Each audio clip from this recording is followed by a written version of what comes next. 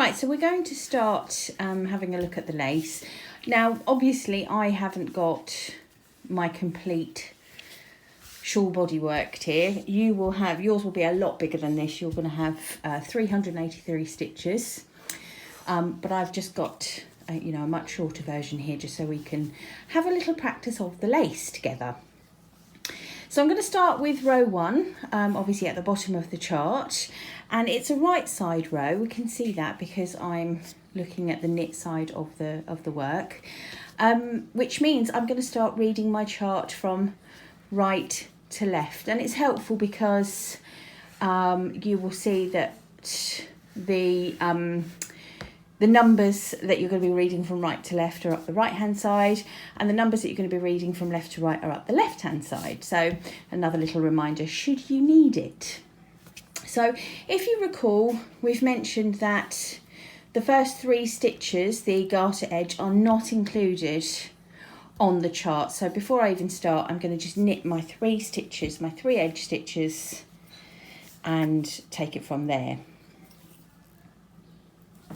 Now, I must apologise again because we're in lockdown and the house is quite noisy. So if there's background noise, I really am sorry. But if I waited for it to be silent, we'd get nothing done, nothing at all. So there's my 3 edge stitches, not mentioned on here, not charted. So then there's nothing to follow for them. And I am now ready to start my chart properly.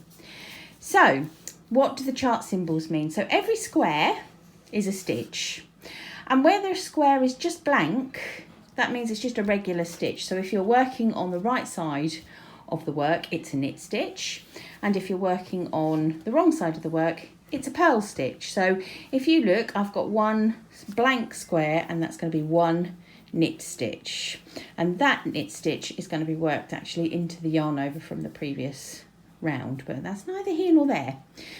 Okay, and now we start to work in this red bordered section, and if you recall, the red bordered section is our repeat. So I think this is an 8 stitch, is it? 1, 2, 3, 4, 5, 6, 7, yeah, this is an 8 stitch repeat, and now obviously I've got an awful lot more than 8 plus whatever that is, about 9 I think, awful lot more stitches than that here. So that's a reminder that that red bordered section is the one that we're going to repeat loads and loads and loads and loads and loads of times, 46 times in fact. Now that's obviously going to be quite hard to keep a note of all the way along our 300 and odd stitches, so you can always work the other way and say, right, I need to repeat that until I've got this many stitches left. Okay, let's worry about that in a minute. Let's just look at this repeat here and see what that entails. So as I've said, it is an 8 stitch repeat, isn't it? My poor eyesight. Our first stitch within that box is another blank box. And as I've just mentioned, if it's a blank box, that means on a right side row you knit it, on a wrong side row you purl it. So it's a right side row, so I'm going to knit that. I've now got this little dash. Now I never know whether you call them a forward slash or a back slash. I probably should find that out really. And I'm going to have to bring this up to my poor eyesight because I can't really see that. So that is a knit 2 together on the right side. On the wrong side it's a purl 2 together, but we're on a right side, so it's a knit 2 together. Okay, that little slash there, and knit 2 together. So I'm just using the tip of my needle there to loosen those stitches a bit, and I'm just knitting those 2 together. The next stitch is a circle, and the circle is always a yarn over. Okay, so where I've decreased, if you like, by knitting 2 together, I've now got to get that stitch back if you want to, by yarn overing. Yarn overing, is that a thing? I don't know. Yarning over, who knows? Right, so I've done a yarn over. Next stitch in my box there is a plain one, so that's a plain knit stitch. Then we've got another yarn over, and then we've got another one of the little forward or back slashes, which I can never remember, but it's going in the other direction. And when it's going in the other direction, so our first one was a knit 2 together, in the other direction it is a knit 2 together through the back loop. So that's just going to put a little twist on it. Okay, now don't forget, sorry, let me just show you knit 2 together through the back loop. So I'm using my needle again to loosen those 2 stitches just to make it easier. And the needle goes in the back loop through both of them. Wrap the yarn and off it goes. Okay, don't forget when you're coming back in the other direction, those symbols are going to mean something different, but we'll cover that when we get to it. Right, so I've just completed that one, which is the one with a little slash through it, the diagonal line, and I've now got 2 blank boxes. And if you recall, the blank boxes just mean a knit stitch. 1 and 2. Okay, and that is 1 complete repeat of that boxed section. So now I've got to do it all over again, and I've got to do that all the way along my knitting. So let's just do that again together. So the first stitch is a blank box, which is just a knit stitch. Then I've got that little slant, which is the knit 2 together. Then I've got the circle, which is a yarn over, blank box, knit 1, circle, yarn over, the slash in the other direction, which is the knit 2 together through the back loop,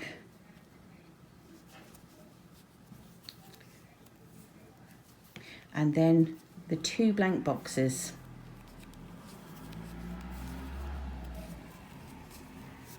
Okay, so that's the second repeat of that section.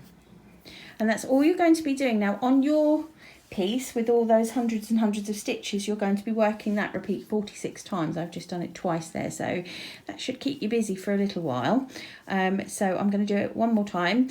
Knit 1, knit 2 together, yarn over, knit 1, won't take you long, yarn over, knit 2 together through the back loop. Won't take you long to remember that repeat, I don't think. Knit 2. Okay, and that is what I'm going to be doing all the way along until I get 1, 2, 3, 4, 5, 6, 7, 8 stitches from the other 3 stitch border. Okay, if you want to, you could somehow mark that if you've got a clip-on marker. 2, 4, 6, 7, 8. So you know where you've got to stop. Don't be surprised if you have to pay close attention for the first sort of couple of repeats until you get used to this. You might find yourself, unknitting a couple of rows. That's okay, don't worry, you'll soon get the hang of it. So I think I'm just going to whiz across and finish the however many repeats I need to do on my small sample here, and we'll meet up when we've just got those few stitches left and look at how we finish up and come back the other way. Right, I have heeded my own excellent advice and actually marked off the last few stitches. So I've ignored the 3 on the end because I know they don't appear on the chart. I've counted 8, which is the 8 remaining stitches outside of my repeat area, and I've just clipped my stitch marker. I'm not sure if you're going to get one like this. Yours will be beautiful, but I've just clipped mine on there. So I know anything up to that point has got to be part of this repeat, and I know anything after that is just going to be the sort of standalone single repeat stitches. And as if by magic, I'm pretty much there, and quite amazingly for me actually, I've actually got the right amount of stitches left. So I've got 2 stitches left to work from inside that boxed repeat, and they are just 2 plain old knits, so there they go. Okay, so I have now finished the correct number of repeats of this box here, and I'm just now going to start working those standalone stitches, as I said. So I can take my stitch marker out. I'm going to use that again on the next row, I think.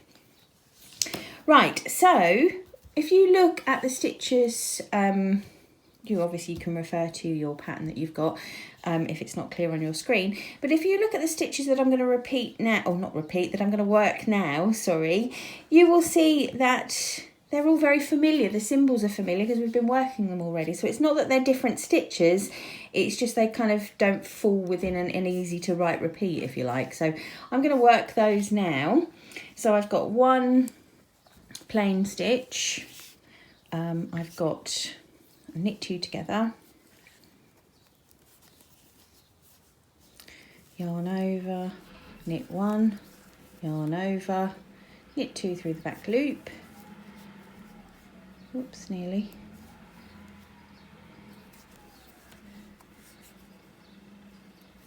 and 2 normal knit stitches. Sorry, just wait for the car to go. It's very noisy here today, I'm so sorry.